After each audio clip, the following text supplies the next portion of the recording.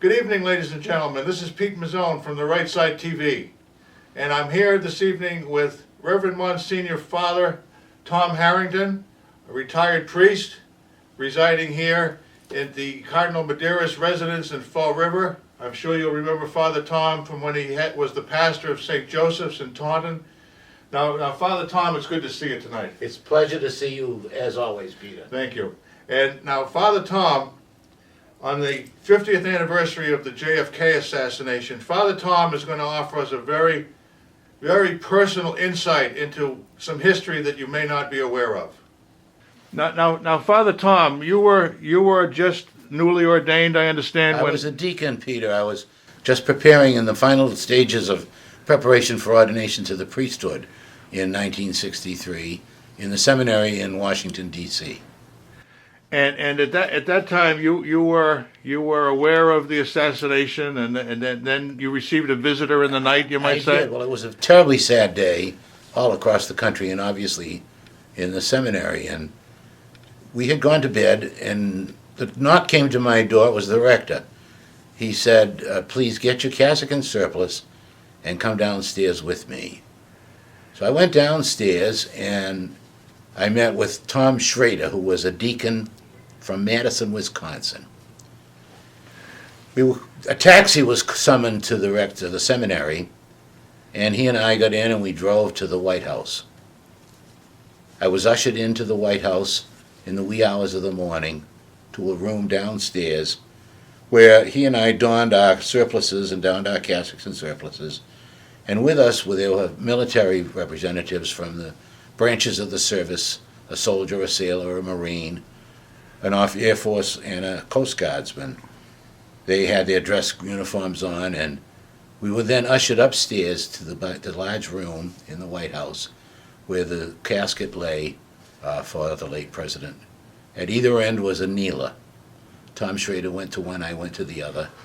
We knelt down, and the military personnel spread themselves around the casket in a formation, at which point the doors opened, and the very first people to come to the wake of John F. Kennedy entered the room.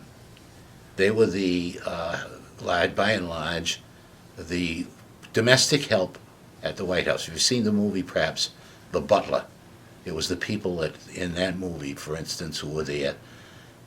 And I will never forget, it will bring goose pimples to me forever, the wails that emanated from these black women who were maids and domestic help in the White House, and who came in and knelt down in the beer, and the sadness of the moment was so profound, and sacredness.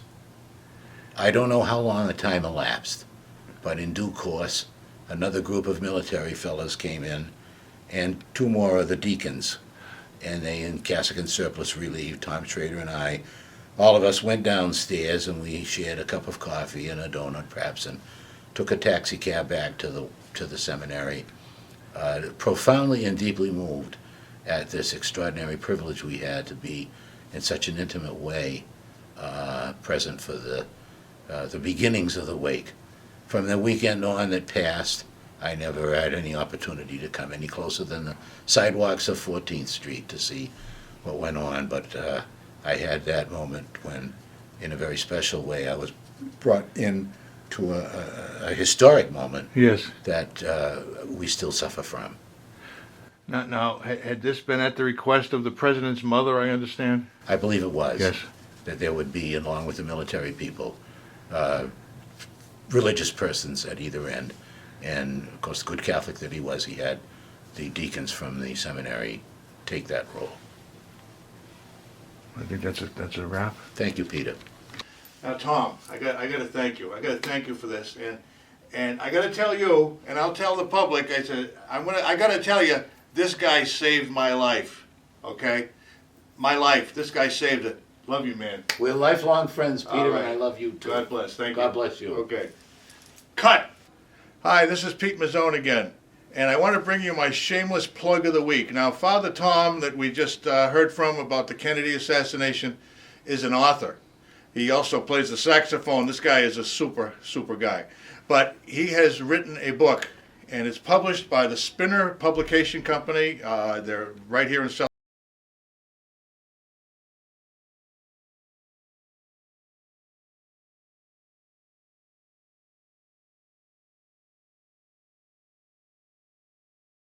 Father Tom was the chaplain of the Taunton Fire Department for many years. My favorite memory was when the Silversmith Company on Ingle Street was burning down. I was a photographer for the Gazette at the time. I see this little figure walking out of the smoke. I recognized the face. It was Father Tom. And he said, "Isn't this great?" The guy loves what he does. Buy his book. Thank you.